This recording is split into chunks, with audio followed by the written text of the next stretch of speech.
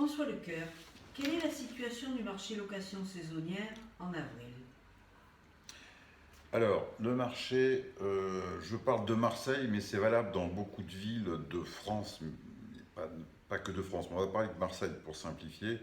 Alors, ce qui se passe, c'est aujourd'hui, nous sommes le 20 avril, et si je fais la comparaison par rapport à la même époque, en 2020, Oui. l'activité location de courte durée était fermée administrativement, ce qui n'est pas le cas cette année. Puisque ça fait partie des commerces essentiels. Néanmoins, je considère qu'on est quand même fermé indirectement, puisqu'il y a une grande catégorie de clients, notamment les particuliers, qui n'ont pas le droit de faire plus de 10 km, donc ils ne peuvent pas venir dans les appartements. Donc, si vous voulez, le marché est très compliqué actuellement, et nous avons en fait les demandes, elles changent constamment. C'est-à-dire que le mois dernier, on avait beaucoup de demandes de clientèle locale qui venaient, parce que comme les ERP étaient fermés, on avait beaucoup de clientèle marseillaise notamment. Là, c'est plus le cas. Ça change tout le temps, si vous voulez. Vous avez des demandes. Alors, ce qui est incroyable, c'est que les gens, ils réservent pour la veille, pour tout de suite, quoi. C'est des demandes de dernière minute. Moi, j'ai des demandes à 19h, des fois pour le soir même. Et c'est essentiellement les week-ends, quoi. Les week-ends qui marchent bien pour la clientèle entre guillemets traditionnelle. Sinon, aujourd'hui, c'est surtout une clientèle professionnelle, hein, actuellement, hein, en semaine. C'est formation, c'est étudiants, des gens du bâtiment, pour le télétravail aussi. Ce que je veux dire aussi, c'est que tout ce qu'on connaît, les challenge managers, etc., tous les outils et méthodes normaux qu'on avait l'habitude d'employer sur Airbnb, ça ne marche plus, quoi. Je veux dire, c'est ce qu'on appelle la gestion. Aujourd'hui, c'est devenu du commercial, quoi. C'est absolument, c'est incroyable, quoi. Je veux dire. Et donc, aujourd'hui, qu'est-ce qui se passe au niveau du marché? C'était votre question. Il y a une demande beaucoup sur des appartements avec chambre, parking, bien aménagé sans défaut. Sans défaut. Voilà. Et donc, à contrario, les produits, si vous voulez, les produits typés tourisme, ou atypiques, ou avec des défauts, ceux qui ne sont pas très fonctionnels, ça ne marche pas bien, quoi. Voilà. On se doute. Voilà un petit peu la situation du marché aujourd'hui. Ouais. Deuxième question, au niveau des demandes de réservation, printemps-été, c'est comment?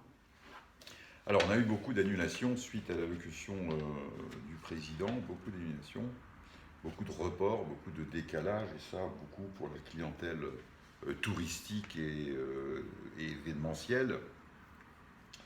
Alors, traditionnellement, à cette époque, c'est là où les gens réservent. Là, il y a beaucoup moins de demandes. Vous me suivez, hein?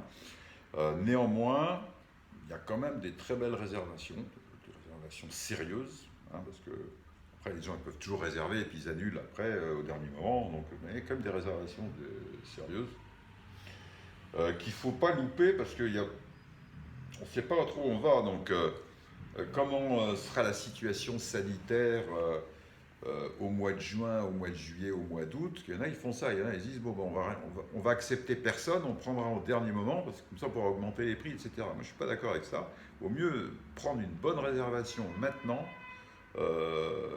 bien contractée, etc. Parce que pour pas, je dirais, pour pas après regretter. Vous voyez ce que je veux dire, hein? Donc, il n'y a pas beaucoup de réservations pour cet été, mais il y en a des sérieuses, il ne faut pas les louper. Voilà. Oui, d'accord. Troisième question, quelle action mettez-vous en place pour vous adapter? Si vous voulez, aujourd'hui, on est obligé de... Ça fait un an que ça dure, mais ça fait un an que je m'adapte sans arrêt à la situation qui change tout le temps. Donc si vous ne faites pas ça, vous attendez le vaccin ou les vaccins, vous attendez les touristes, vous attendez les Chinois. Bon, voilà. Donc moi, depuis longtemps, je m'adapte. Alors il y a plein de choses. Bon, après, hormis, bien sûr, ah oui, je dis pas bien sûr, aujourd'hui, comme c'est devenu de plus en plus commercial, je suis obligé de former même du personnel technique à faire du commercial. Voilà, ça, je ne faisais pas ça avant, et c'est comme ça. Voilà. Alors, ce que j'ai mis en place, moi, c'est un changement surtout dans la programmation et dans la rédaction des annonces, de façon à attirer et séduire et sécuriser la demande professionnelle. Vous voyez, donc avant, dans les annonces, Bien sûr. je parlais du vieux port, des calanques, de la canebière, etc. Maintenant, on s'en fout de tout ça. Maintenant, je parle du four, je parle de la table de ferme, je parle de choses comme ça, des couteaux, des fourchettes, mais voilà, des choses fonctionnelles, parce qu'il n'y a pas de restaurant. Et, Bien sûr. Les voilà. gens cuisinent beaucoup. Ouais, et donc, ça, c'est une chose. Ensuite, dans la programmation aussi, j'ai changé de façon à pouvoir accepter les réservations de dernière minute. Parce que voilà, chose qu'on ne faisait pas avant. Avant, on se laissait un temps de confort, de préparation. Et donc, justement, là, ce que j'ai changé, c'est maintenant tous les appartements, chaque fois qu'il y a quelqu'un qui part, tout de suite, je prépare l'appartement de façon à pouvoir ne pas passer à côté d'une demande. Moi, la semaine dernière, il m'arrivait quelque chose qui m'est jamais arrivé, c'est que je suis passé à côté d'une demande. J'avais trop de demandes. Et il y en a une, il y a beaucoup de notifications. Le téléphone, c'est un arbre de Noël, ça sonne dans tous les sens. Et je suis passé à côté d'une notification de dernière minute. J'ai pas pu louer l'appartement. J'ai pas vu. J'ai pas vu. Bon, pas grave. C'était juste une nuit. Mais c'est pour vous dire, il faut être très réactif. Vigilant. Alors ensuite, bien sûr, comme je disais tout à l'heure, l'augmentation des équipements électroménagers, ça c'est important.